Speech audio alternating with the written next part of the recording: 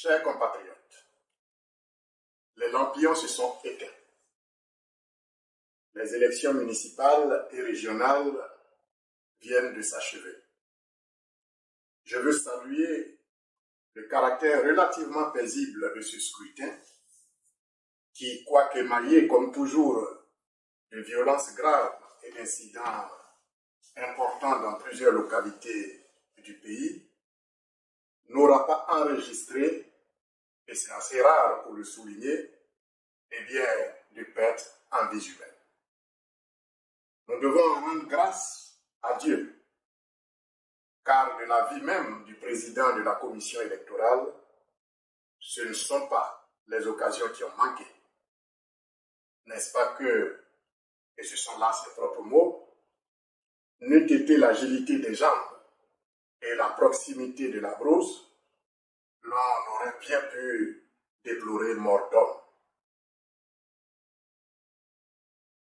Je veux également saluer l'attitude responsable de toutes les populations votantes qui, fort de leur expérience passée, ont fait preuve de retenue et de fair play.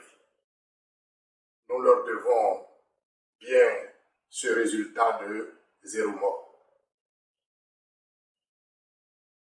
Les résultats sont donc connus. Le RDR se taille la part du lion avec entre candidats officiels et candidats indépendants, près de 155 communes sur 200 proclamées et 26 régions sur 30 proclamées, contre 22 communes et 3 régions pour le PDCI, 2 communes pour le PPACI et pour l'ensemble PDCI, PPACI, 10 communes et une région, et l'URD s'en tire avec une commune. Autant dire que le partenaire au pouvoir n'aura pas été particulièrement généreux avec ses partenaires de l'opposition. Car en vérité, chers compatriotes, dans le système qui est le nôtre et qui est également celui de quasiment tous les pays africains, à l'exception de quelques-uns, eh bien, il n'y a pas, comme vous le constatez, de véritable opposition. Il y a en réalité, d'un côté, un pouvoir qui gouverne avec la complicité d'une opposition partenaire qui, moyennant quelque part plus ou moins juteux en fonction, bien entendu, du zèle des uns et des autres, eh bien, accompagne le parti au pouvoir dans sa gestion, dans sa prédation sur le peuple et, bien entendu, dans ses forfaitures. Bref, revenons-en aux résultats qui appellent de ma part quelques commentaires. Commentaires que je structurerai autour de 2 hypothèses. Première hypothèse, ces résultats sont crédibles, c'est-à-dire reflètent la vérité des urnes, donc sont l'expression du suffrage des populations. Et alors il faudrait entendre un message clair et limpide des populations qui indique là clairement leur choix et leur volonté de confier leur destin dans une forme de nostalgie du parti unique, eh bien, au RHDP, et cela pour bien longtemps encore. Eh bien, dans ce cas, ne serait-il pas plus avantageux pour la Côte d'Ivoire, et ce serait ma suggestion, de demander au chef de l'État de prendre un acte pour proroger le mandat du RHDP Cela éviterait à notre pays des tensions inutiles, des affrontements et des pertes en vies humaines certaines à l'occasion des élections présidentielles, comme toujours. Mais surtout, cela nous permettrait d'économiser les centaines de milliards de francs CFA prévus pour cette élection présidentielle, somme qui pourrait servir à la construction de plusieurs hôpitaux modernes dans le pays qui en manque si cruellement, vous le savez, à la construction de plusieurs universités pour nos enfants et à l'adduction d'eau pour toutes les populations qui en souffrent à travers le pays.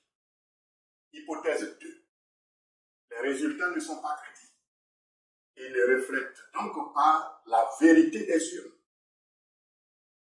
Ils ne sont pas l'expression du suffrage des populations.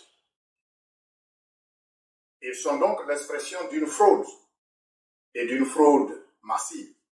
Dans ce cas, la stratégie, l'intelligence politique et même la sincérité et la bonne foi des leaders des partis politiques de l'opposition sont à questionner. Cela, c'est l'affaire des partisans. On peut tout de même s'autoriser d'extérioriser quelques interrogations. La classe politique actuelle, ou les leaders politiques actuels, sont-ils à la hauteur de l'enjeu? Sont-ils à la hauteur de l'attente des peuples? Et d'ailleurs, sont-ils en phase avec le peuple sur cette attente? Sont-ils cohérents? Sont-ils conséquents? Chers compatriotes, la politique exige un minimum de cohérence. Et l'élection repose sur deux éléments fondamentaux. L'électeur et le fichier électoral, c'est-à-dire le document qui renferme la liste des électeurs, que nous appelons la liste électorale. Eh bien, la crédibilité de cette liste est un gage de sincérité du scrutin. Quand on constate, avant un scrutin, ou une élection en tout cas, que cette liste n'est pas régulière, on doit immédiatement en tirer les conséquences. Et surtout, quand on a déployé soi-même des efforts pour des investigations qui aboutissent à la découverte d'énormes irrégularités et des poches profondes de fraude sur cette liste, on en tire des conséquences. Or, que s'est-il passé? On a dit, nous savons qu'il y aura des fraudes et des fraudes massives. Mais allons-y quand même. Eh bien, nous sommes allés et les résultats sont là. Si l'objectif était d'aider à présenter la Côte d'Ivoire comme un État démocratique qui respecte son calendrier électoral, dans lequel se déroulent donc régulièrement des élections démocratiques ouvertes à tous les partis, et auxquels participent effectivement tous les partis importants du pays, eh bien on peut dire bravo, la mission est bien accomplie. Si d'aventure le but était d'ordre pécuniaire, là, avouons que la moisson est bien maigre. Elle n'aura pas été du tout abondante, en tout cas.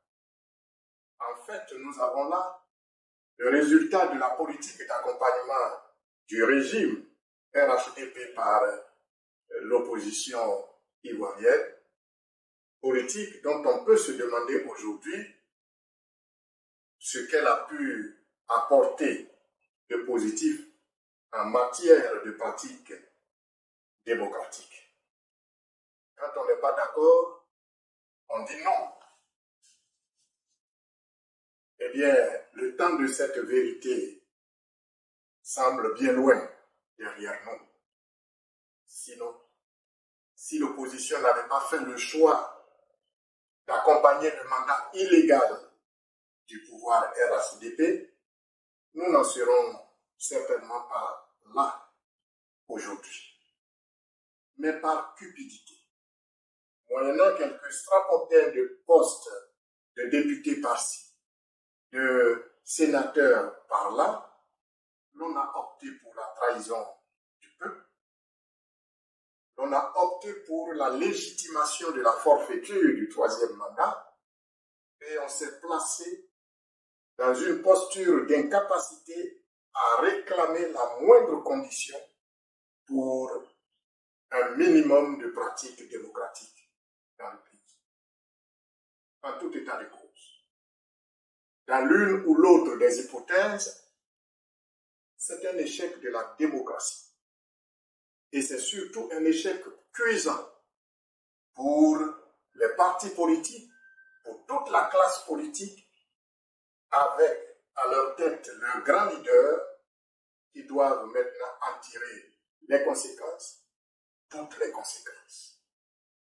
Le moment est peut-être venu pour certains de songer sagement à passer le flambeau à de nouvelles énergies, à des énergies plus fraîches. Chers compatriotes, cela dit, la forte suspicion et la pluie de contestation sur le bureau du Conseil d'État mettent au grand jour le caractère nébuleux et peu démocratique du système politique qui est le nôtre, et notamment du mode de désignation des mandataires du peuple. Système qui, rappelons-le, a été hérité de la colonisation.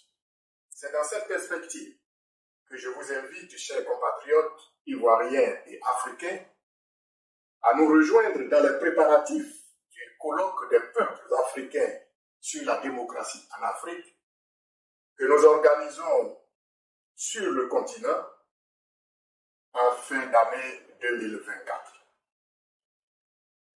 Retrouvons-nous et faisons ensemble le bilan des 60 années et plus de pratique de ce système hérité de la colonisation. Sondons-en la nature véritablement démocratique et décelons-y le piège qui a transformé le berceau de l'humanité en berceau des divisions, en berceau des guerres, à chaque élection sur le continent. Je vous remercie. Dans les prochains jours, je me propose de vous entretenir régulièrement sur ces préparatifs. Pour leur permettre que je vous dise merci pour votre aimable attention. Dieu bénisse la Côte d'Ivoire, Dieu bénisse l'Afrique, Dieu bénisse le peuple africain.